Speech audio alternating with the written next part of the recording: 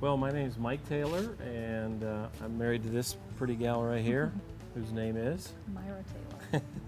I'm a physician assistant. Myra's a nurse, and we went to a Keith Green concert. He said something like, "If you're not going, you're sinning." It just hit us that night that we needed to use our skills to help less fortunate people. So that began a relentless pursuit of ministry overseas. And it really was, because when we first made attempts to go, we met a lot of obstacles. So just our story, 84 we contacted Grace Brethren International Missions. We actually came up here to Winona Lake, and they told us that the medical work in Africa was slowing down, and they said, "We really don't need you right now." So we went home rather discouraged and went to our elder board, who said, "Pray about it, and if God wants you in Africa, a particular mission board won't stop you."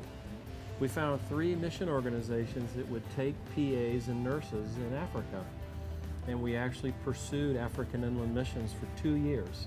And after about 2 years, we decided to go to Kenya, and we signed the dotted line with AIM, and that day we got a letter from Grace Brethren International Missions, which was 4 years after we came here and met with them. 4 years of silence. We get this letter from the Director Emeritus, Tom Julian, saying, "We really need you in Africa."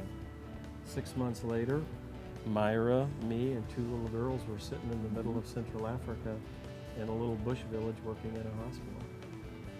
And it's been that way ever since. We had to, for Mike, his role was more set out. He was doing medical work because I was a mom and I wasn't working as a nurse in CAR. I had to pursue ministry through hospitality, going into the public school and teaching Bible lessons, and then through starting a nutrition program.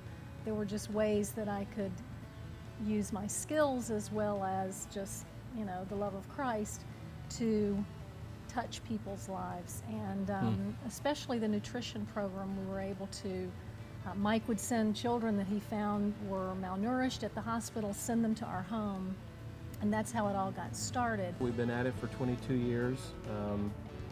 Our dream is that when our youngest daughter, which would be our 4th daughter to come to Grace College, when she enters school in 4 years, our dream is to go back and to continue to pursue a relationship with the Central African people.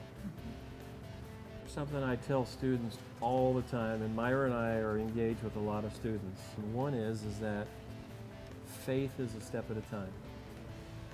The other thing we tell them is that you often hear of people who are willing to go, but they're planning to stay. We encourage students to plan to go, but be willing to stay. That's the advice I have for students. Well, just don't give up on the dream.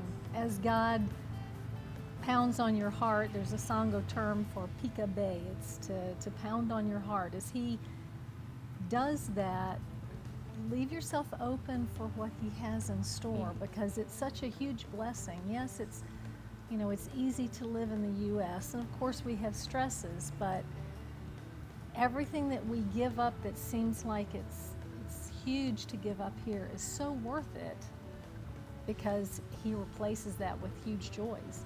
Yeah. So it's worth pursuing it even when it just seems like all the doors are closing. Don't give up, continue to pray, and as He opens the doors, go through them.